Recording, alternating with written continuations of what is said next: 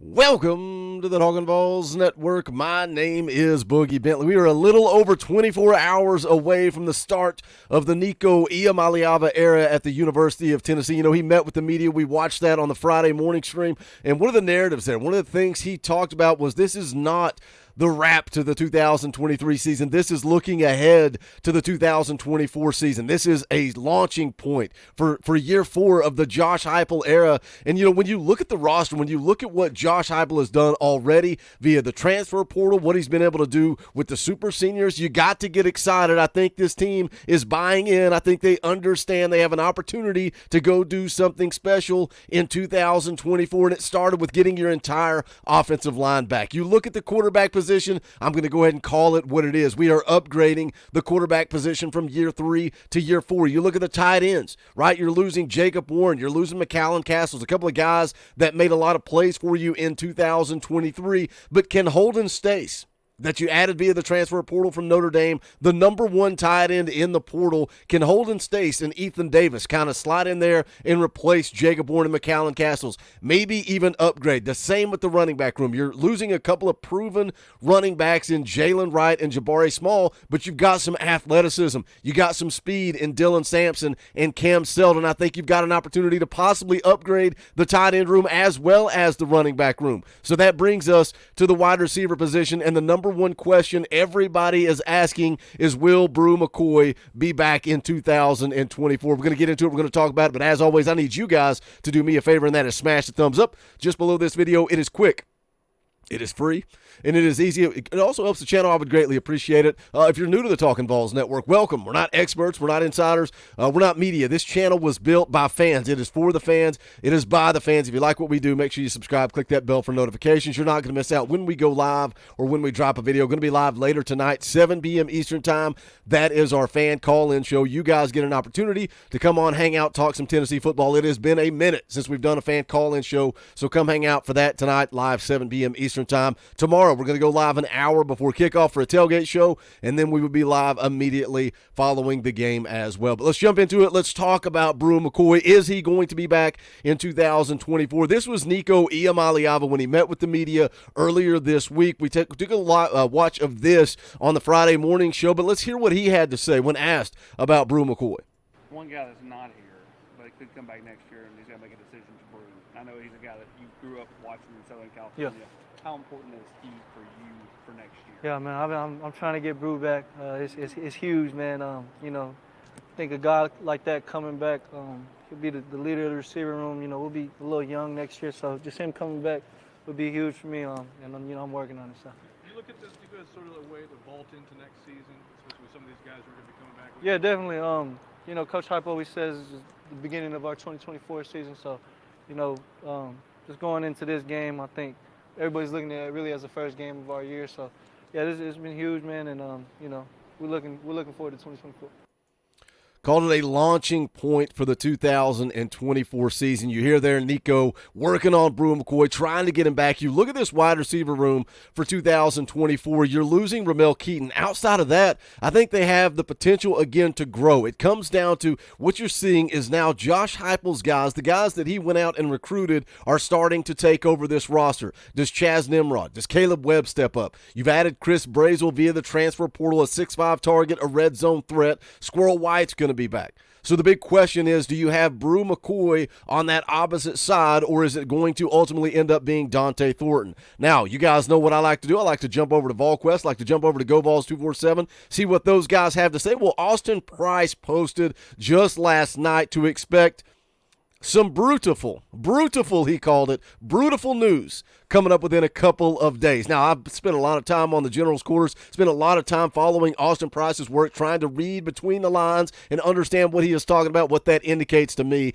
is that Bru McCoy is going to be back for 2024. He's coming back for one last ride. And, when Nico signed with Tennessee, we talked about the Nico effect. How would that impact recruiting at the University of Tennessee? And we saw some guys jump in the boat. We've seen his ability to kind of go and get some of these guys, get that interest in Tennessee. It became sexy. It became cool to come play at the University of Tennessee once again. I think that Nico effect was real, but I think where we are really, really truthfully seeing this Nico effect is with this 2024 football team, with the offensive linemen coming back, the guys that are buying in, the guys that want to come back for one last ride. We're not even talking about defense. That defensive line wants to come back for one last ride as well. So it sounds to me all signs indicate that Bru McCoy is going to be back in 2024, but I don't think we're done quite yet. We've talked a lot about the transfer portal. We've talked about guys like Evan Stewart. Made a video on him towards the end of last week. If you missed that, go back and check it out. Wide receiver out of Texas A&M.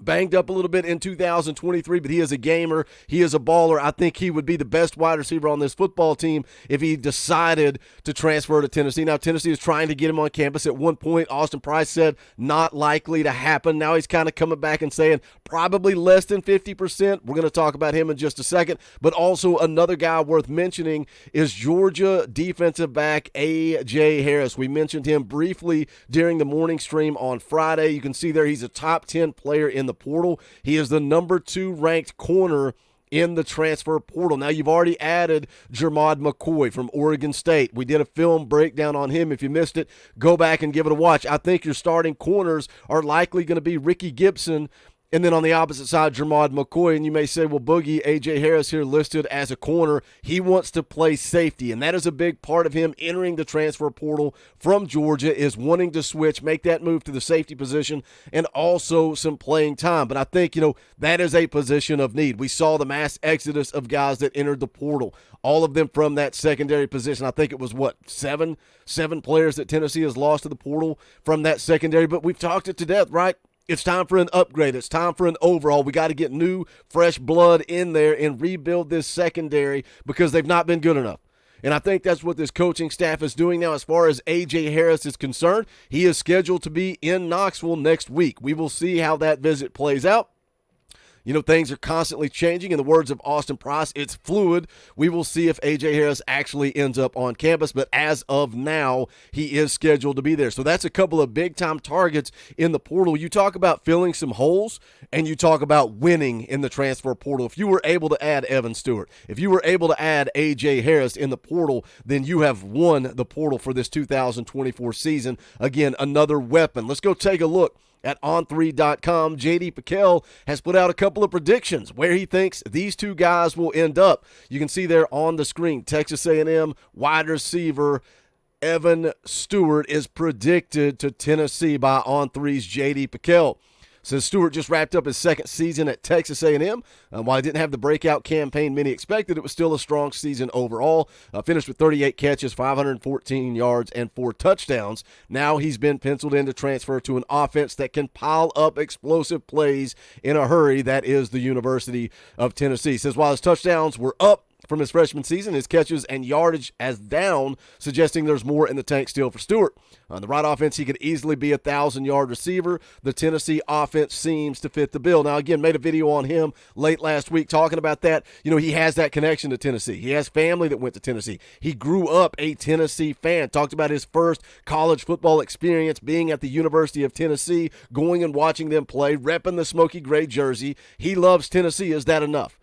Is that enough, or is he going to be looking for NIL money? That's always a question worth asking. Now, right below that, let's scroll down and take a look. Georgia corner A.J. Harris has been predicted to Auburn by J.D. Pickell. Says he saw the field sporadically throughout his freshman season this fall, playing in 7 of the first 8 games. He totaled 8 stops. That included a team-high 4 tackles in the second game of the year against Ball State. However, Harris did not see the field again once the calendar year turned to November. That's likely one of the reasons he's looking for a new school, and he would certainly be able to get on the field early at Auburn. You know, you talk about playing time, you talk about that being a key for Harris. You're going to have that opportunity at the University of Tennessee, too. You want to switch to that safety position, guess what? Tennessee has an opening, and you could slide right in and immediately be that starter and get that playing time that he's looking for.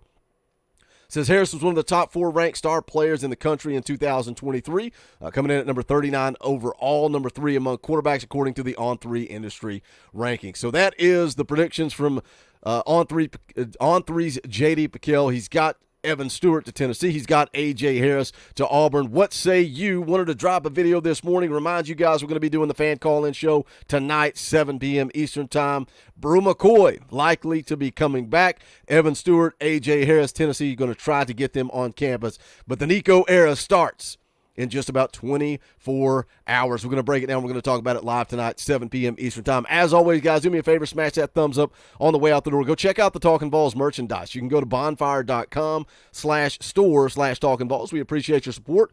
And as always, thank you to the members of the channel. You guys are what give me the opportunity to do this full time. I'm grateful for you. You want to support this channel, you can hit that join button just below, right beside subscribe, hit that join button, and it's $1. $1 a month, you get custom Talkin VAWLS emojis, access to the fan call-in shows, all kinds of different perks and benefits, but more importantly, you are supporting this channel. We are grateful for that. But that is going to do it for this one. This is the Talkin VAWLS Network. My name is Boogie Bentley. Go Big Orange.